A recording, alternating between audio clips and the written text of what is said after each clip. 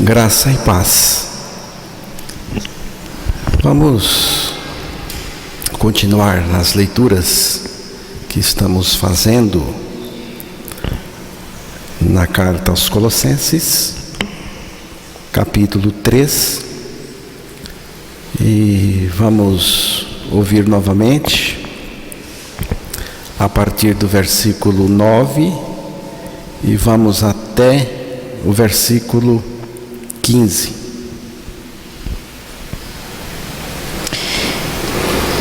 Não mintais uns aos outros, uma vez que vos despiste do velho homem com os seus feitos, e vos revestiste do novo homem, que se refaz para o pleno conhecimento, segundo a imagem daquele que o criou, no qual não pode haver grego, nem judeu, circuncisão, nem incircuncisão, bárbaro, cita, escravo, livres, porém Cristo é tudo em todos. Revesti-vos, pois, como eleito de Deus, santo e amado, de terno afeto de misericórdia, de bondade, de humildade, de mansidão, de longanimidade, suportando uns aos outros, perdoando-vos mutualmente, caso alguém tenha motivo de queixa contra outro. Assim como o Senhor vos perdoou, assim também perdoai-vos. Acima de tudo isto, porém, esteja o amor, que é o vínculo da perfeição. Seja a paz de Cristo o árbitro em vosso coração, a qual também fosse chamado em um só corpo, e sede agradecidos. Que Deus revele a sua palavra aos nossos corações. Anteriormente, a gente viu esta expressão do apóstolo Paulo: uma vez que vos despistes do velho homem com os seus feitos. Colossenses 3:9. O que é velho homem?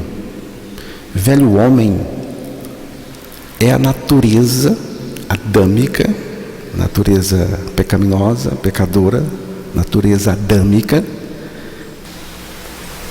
é a natureza pecaminosa, natureza adâmica que trouxemos em nós. Nós herdamos essa natureza de Adão. Então, cada ser humano que nasce neste mundo, ele nasce com esta natureza, não só com esta natureza, mas seguindo essa natureza em uma relação de dependência, de servidão e de escravidão. E como que nós podemos reverter essa sina? Porque nós não podemos, não tem como. Só tem uma maneira da gente ser livre dessa sina terrível que é a servidão ao pecado desde que nascemos. Romanos capítulo 6, versículo 6.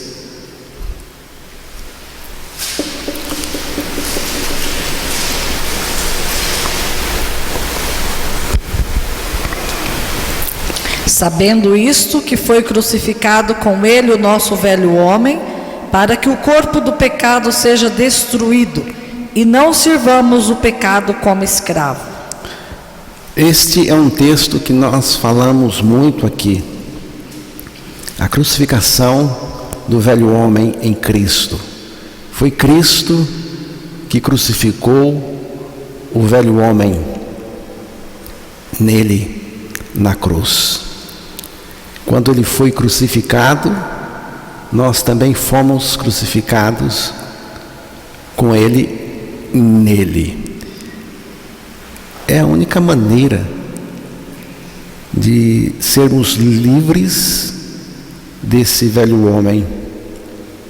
O texto diz: uma vez que vos despistes do velho homem com os seus feitos. Vos despistes. Onde foi esse despir? Esse despir aconteceu na cruz. Foi na cruz que Deus nos despiu do nosso velho homem em Cristo. E temos que considerar a nossa crucificação, considerar pela fé na palavra de Deus. Uma vez, Deus não fez isto a prestações, não foi um processo, foi um ato misericordioso de Deus, nos livrando do nosso velho homem, crucificando-o naquela cruz em Cristo. Despistes do velho homem com os seus feitos, as ações, os feitos do velho homem. Assim como é verdade que o velho homem foi crucificado e nós fomos libertos, fomos despidos pela nossa crucificação em Cristo do velho homem, também é verdade que Deus nos libertou dos feitos do velho homem. Mas a obra de Deus, ela não para aí, ela prossegue. Não é só destruição, eliminação, mas também recriação e renovação. Colossenses 3:10, leia novamente, fazendo favor. E vos revestistes do novo homem, que se refaz para o pleno conhecimento, segundo a imagem daquele que o criou. E vos revestistes do novo homem. Houve um despir e também um revestir. É uma troca de vestimenta. Sai o velho, entra o novo. Aqui está falando da morte com Cristo na cruz e da ressurreição juntamente com Cristo.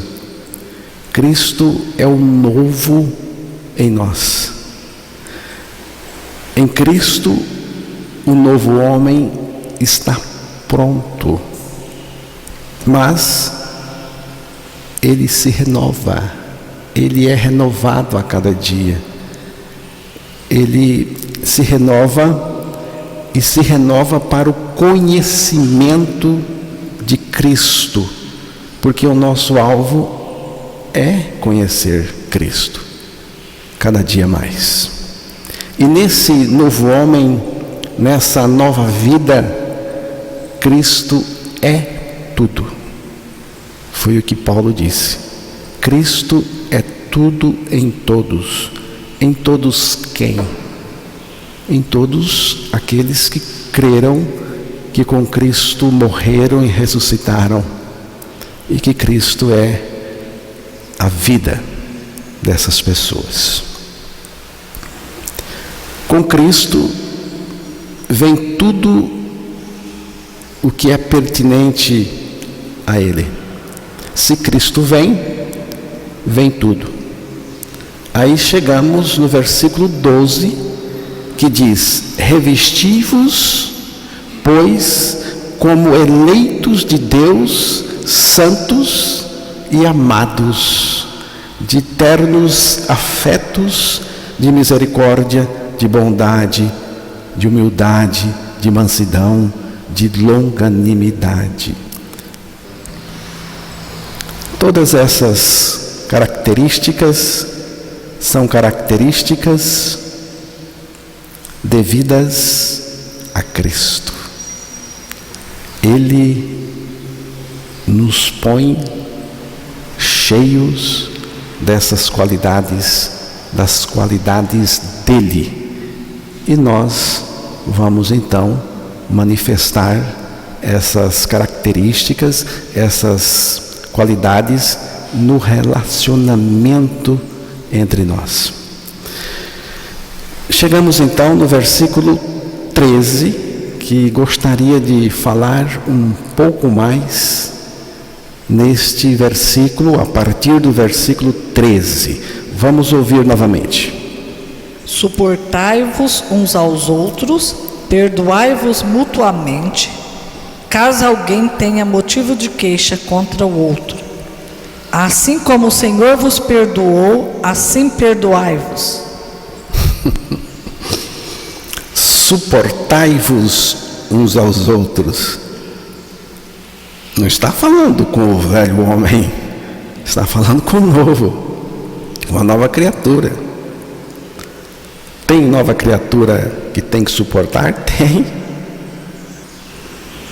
Aqui diz: suportai-vos uns aos outros, perdoai-vos mutuamente, caso alguém tenha motivo de queixa. Prestou atenção? Motivo de queixa.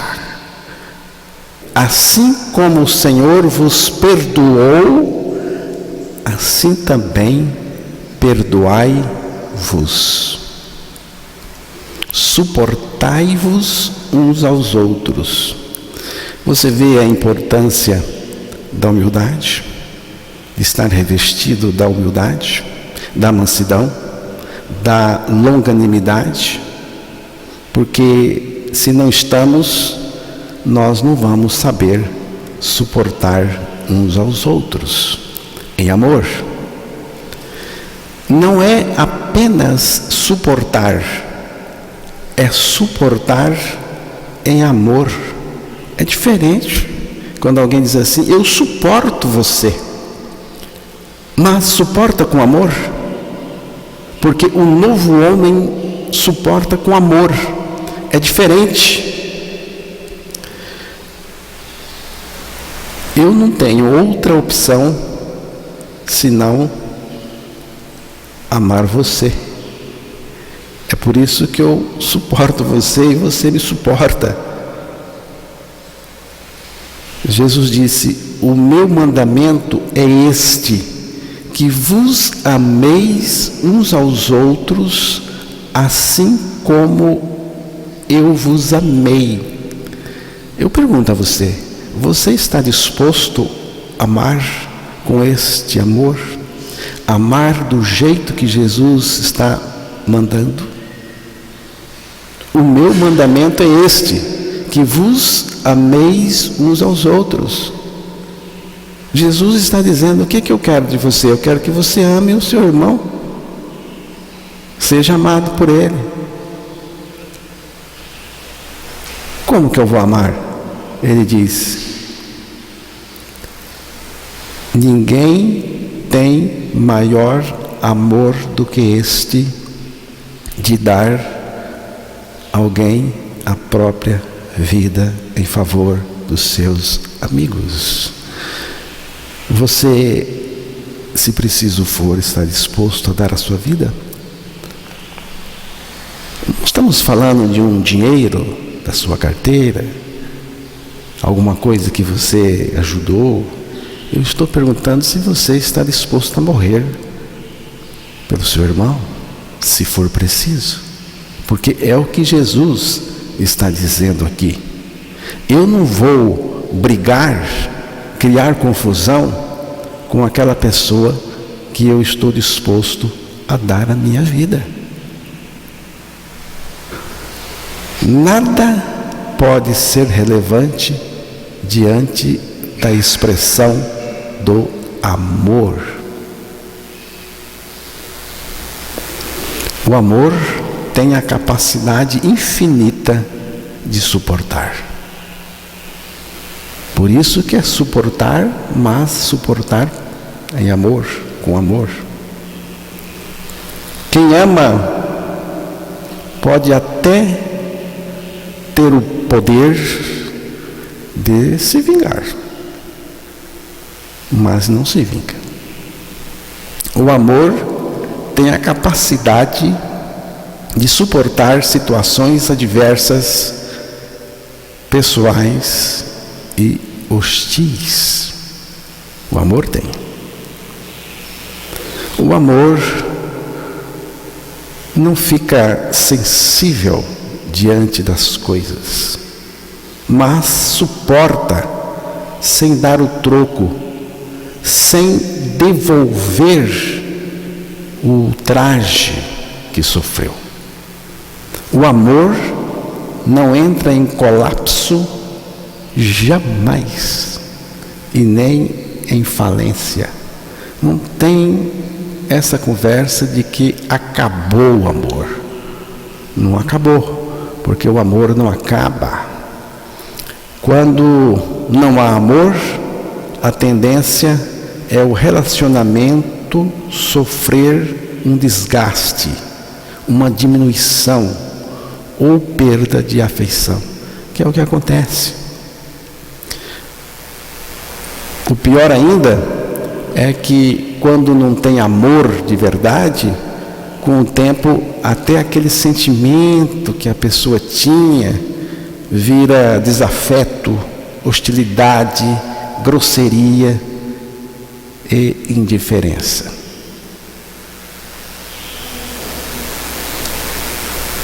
Não quer ter mais afinidade e, em alguns casos, até se repelem.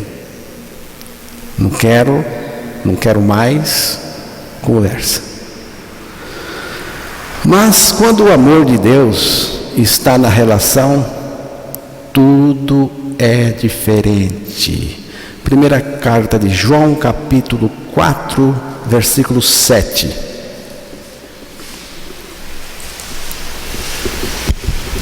Amados, amemo-nos uns aos outros, porque o amor procede de Deus. E todo aquele que ama é nascido de Deus e conhece a Deus. O amor está na vida e natureza de Deus, está no caráter de Deus. E nós, que nascemos de novo em Cristo, nascemos de Deus, temos a sua vida, a sua natureza e o seu caráter. É por isso que nós podemos amar. Então, a menos que você seja nascido de Deus, senão você não pode amar. Até chegarmos à perfeição, temos 3 coisas que pautam a nossa vida até a consumação de tudo. A confiança firme em Deus, a esperança inabalável e o amor. E o amor é maior. A fé e a confiança, a esperança é agora, porque depois, quando estivermos com o Senhor, nós não vamos precisar mais. Mas o amor continua. Ele continua para sempre. O amor tem uma característica muito importante que eu sempre gosto de observar. O amor se interessa pela salvação das pessoas. O amor se interessa pela salvação das pessoas. Ele está interessado. Não vamos confundir amor com humanismo. Não é humanismo, não estou falando de humanismo. O Senhor deixou seu povo 40 anos no deserto. Você sabe, 40 anos no deserto, sofrendo.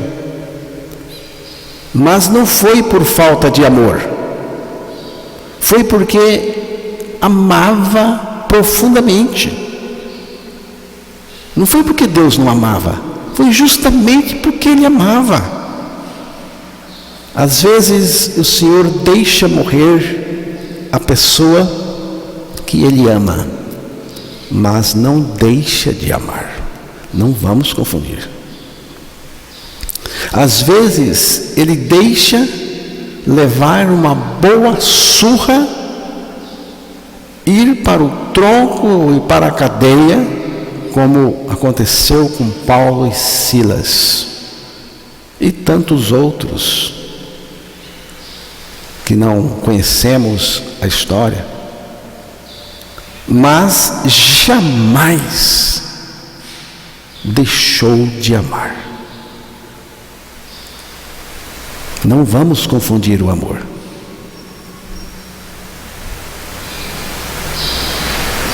Então, temos que suportar uns aos outros em amor. Por que suportar? Por que eu tenho que suportar você e você tem que me suportar? A Edna vai levantar a mão e vai dizer: eu já sei por que tem que suportar você. Eu vou dizer aos irmãos: quem é perfeito aqui? Tem alguém perfeito aqui? Se tiver, levanta a mão. Você não tem defeito nenhum? Então levanta a mão aí.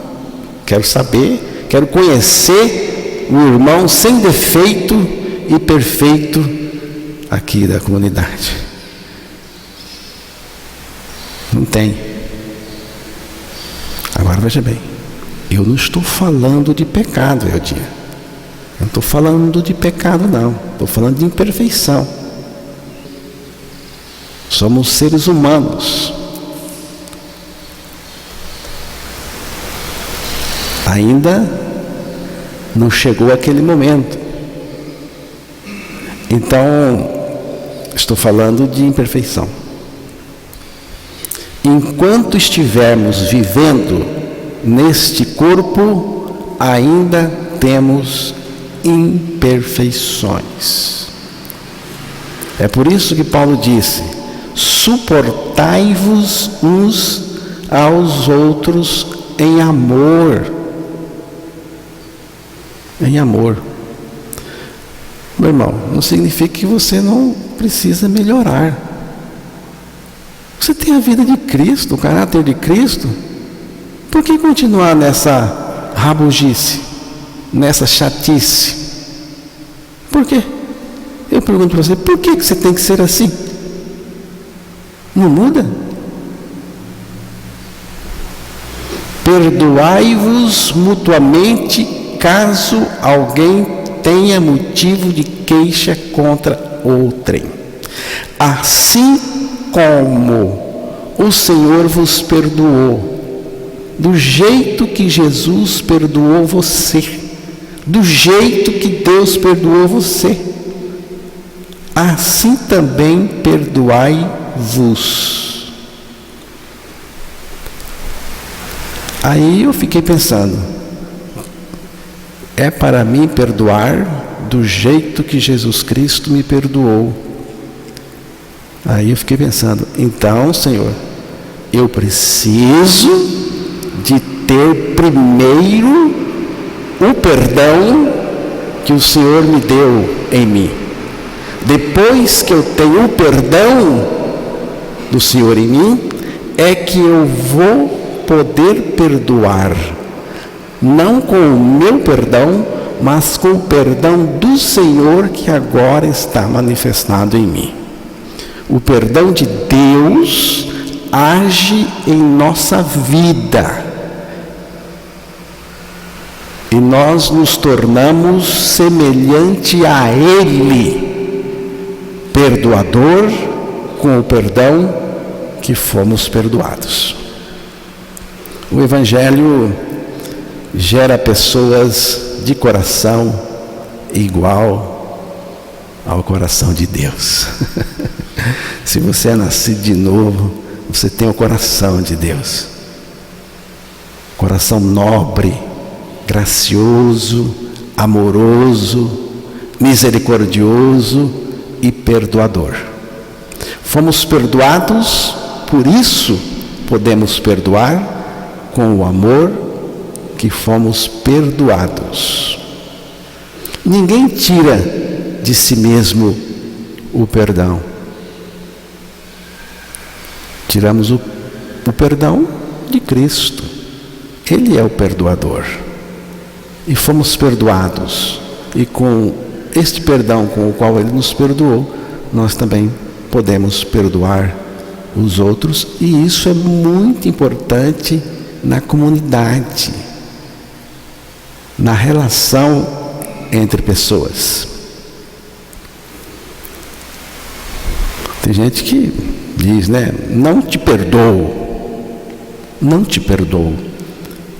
Essa atitude é a atitude do servo de caráter mau, do servo perverso, que Jesus falou, do servo que tem a natureza maligna e que age vergonhosamente e perversamente. Não é coisa de filho de Deus. Não te perdoo é a atitude de quem não nasceu de novo ainda. Sem o perdão de Cristo, nós não temos nenhum perdão para oferecer. Nenhum. Temos mágoas. Quantas pessoas magoadas você já vê na cara da pessoa? Ódio, ressentimento, sentimento de vingança. O coração de Deus é perdoador. E se nós somos portadores do coração de Cristo, nós também somos perdoadores. A igreja, irmãos, é o lugar do perdão. A igreja é um lugar de mútua relação, de comunhão, compartilhamento e de perdão. É assim que eu vejo a igreja, né? E a partir daí que o modelo de Deus começa a ser internalizado nos membros. Na igreja não há lugar para viver para si. Se você pensa que você vive para si,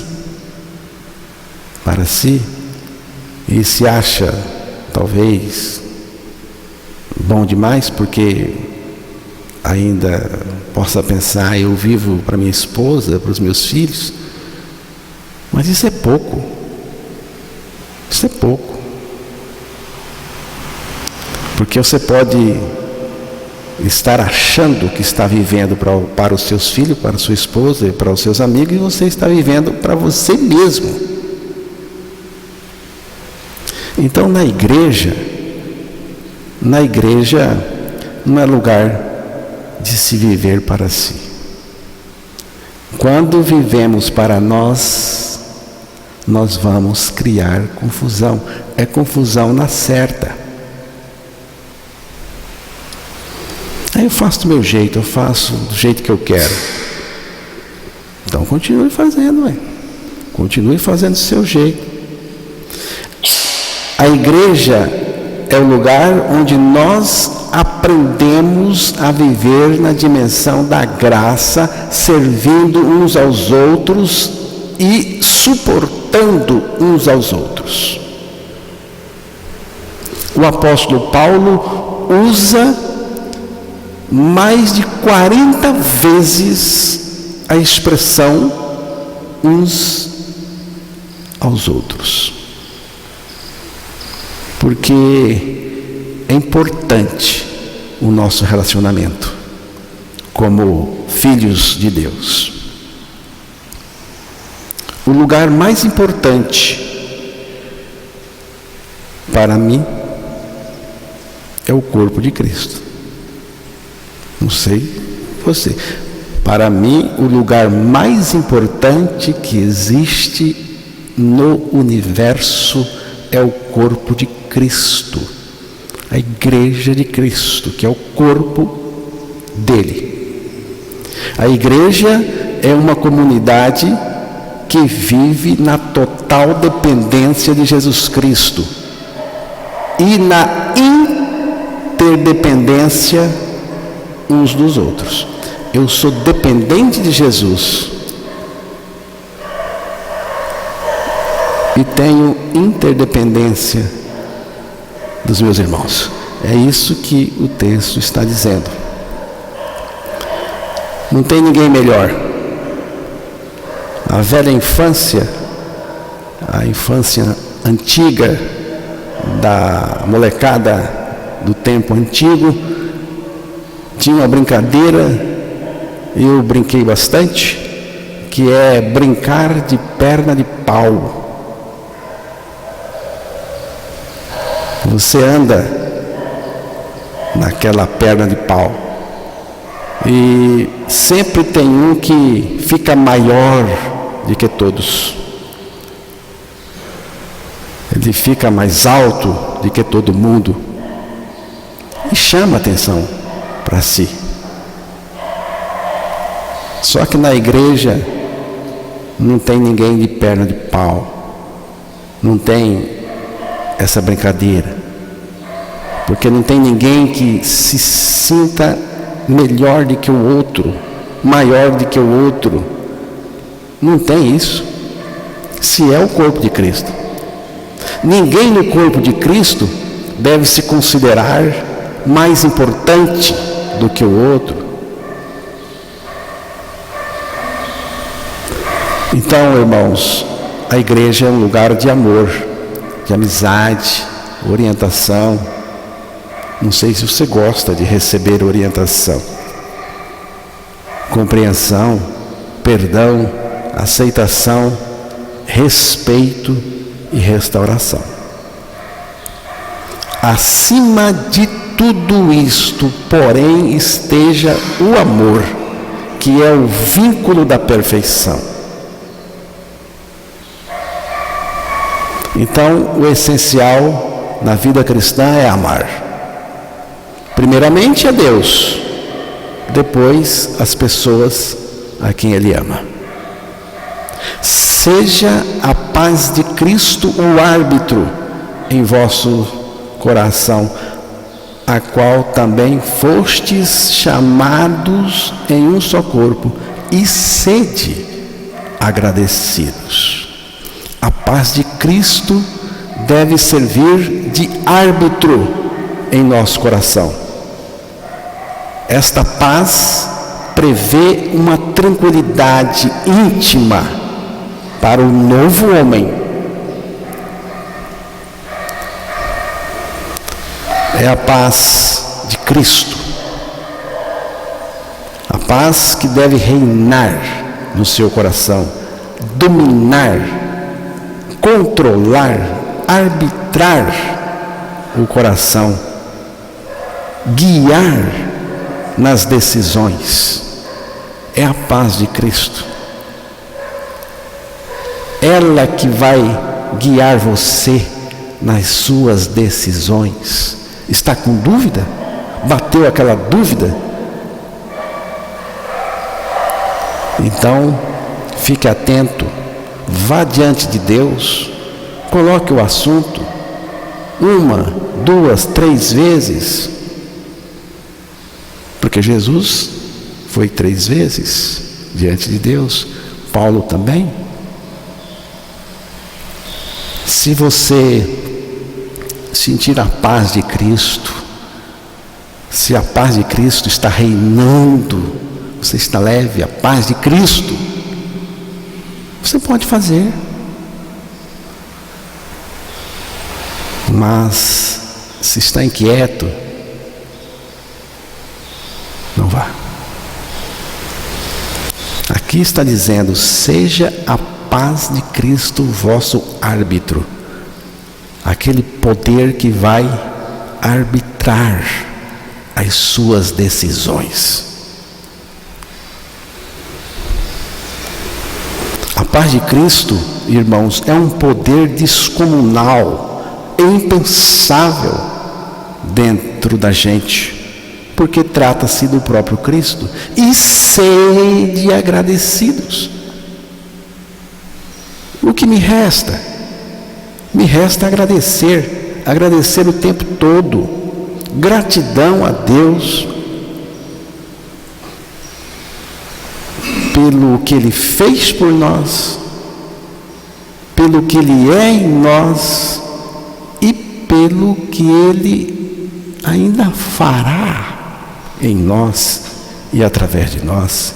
Gratidão é a qualidade que está se tornando muito raríssima. Você agradece pela salvação todos os dias? Pela salvação, pela sua morte com Cristo, pela sua ressurreição com Cristo, pela vida de Cristo em você, pela salvação, pela redenção. Pare um pouco e pense, quantas coisas Deus tem feito para você. Você agradece a Deus pelo pão de cada dia? Pelo ar que você respira? Pela roupa que você veste?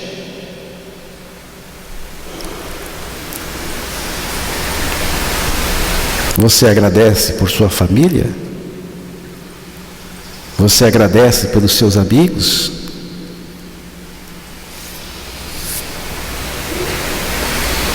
A palavra de Deus nos ensina a agradecer. E é muito mais do que isto que eu estou dizendo aqui. Muito mais. Escute. Em tudo dai graças. Em tudo. Não só pelas coisas que eu acabei de dizer. Em tudo dai graças. Porque esta é a vontade de Deus em Cristo Jesus para convosco.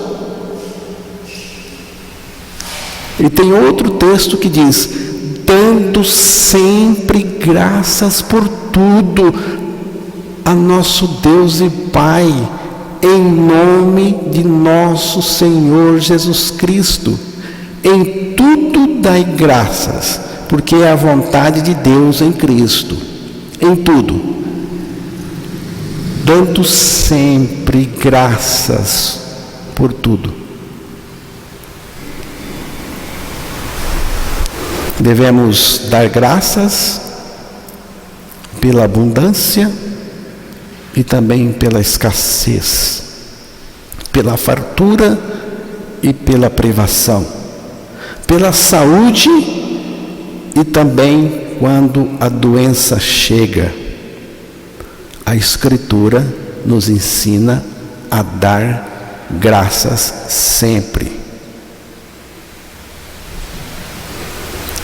Isso significa que essa atitude de gratidão não é esporádica, é contínua. Devemos cultivar essa atitude santa de agradecer. Mesmo quando nós não entendemos todos os detalhes naquilo que nos atinge, mesmo assim devemos dar graças, porque Deus está no controle de todas as coisas, e todas as coisas